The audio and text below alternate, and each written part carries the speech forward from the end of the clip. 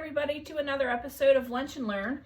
This week we are drawing napping animals. So I'm drawing pigs because my youngest daughter Carrie loves pigs.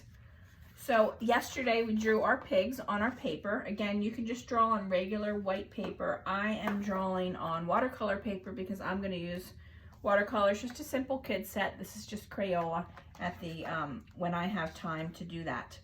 So I showed you how to do your pigs yesterday, but you can do any animals you want.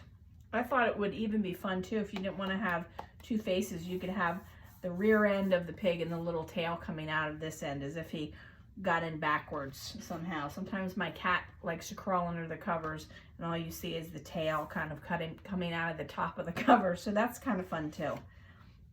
So I want to show you how to draw a pillow today, and I want to talk about overlapping things. So whenever things overlap, which means one thing is over top of the other, you can't see part of the whatever's underneath.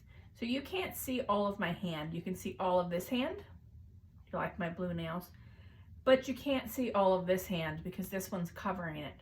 So again, I would be drawing in pencil if I were you, and then at the end of the week you can go over it in marker. But I'm just going to do it in marker right away so that you can see.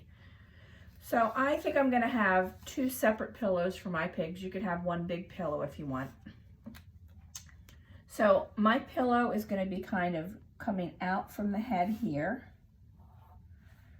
I'm going to kind of make it rounded because pillows aren't usually perfectly straight lines because they get smushed and squished. So there's just a very simple rectangle shape, and you can see that I can't see this bottom line because it's overlapping. So that's why I started here, and then when I went around, I tried to imagine that there was a line that connected these two.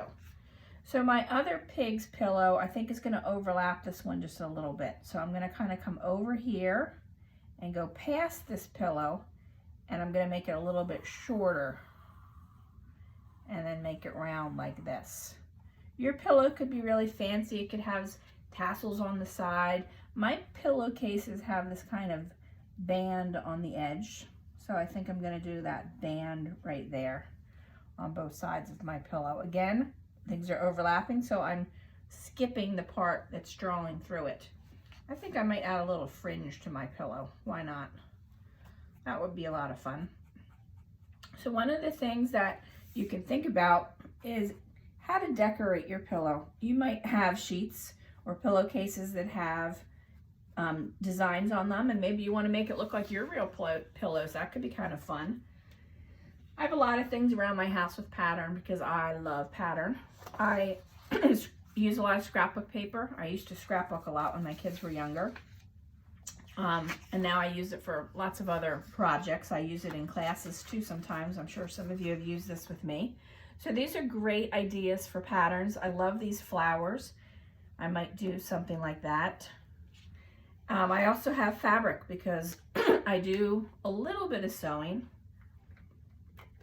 I used to make quilts for my girls when they were younger, and you can see there's a really pretty simple flower pattern on there. So these are all things that can kind of give you ideas if you're stuck. So take a walk around your house and look for patterns and see what you can come up with. I think I want to do little tiny rainbows on I don't know why pigs and rainbows, to me, they just go together. So I'm just going to draw, and you might even want to use a thinner marker, but whatever marker you do use at the end of the week, if you are using color on top, whether it's colored marker or paint, you want to make sure it's a permanent marker. Sharpies are usually all permanent, but it says right on there permanent.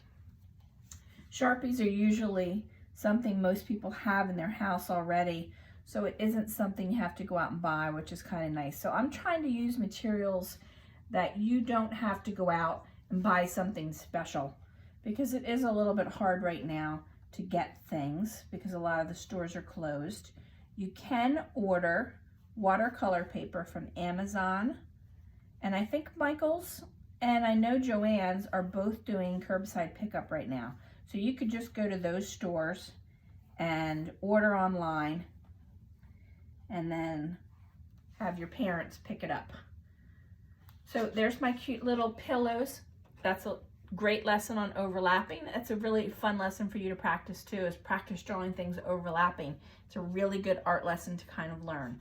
So draw some pillows on there while your pigs are napping, and I will see you tomorrow for another episode of Lunch and Learn. Take care.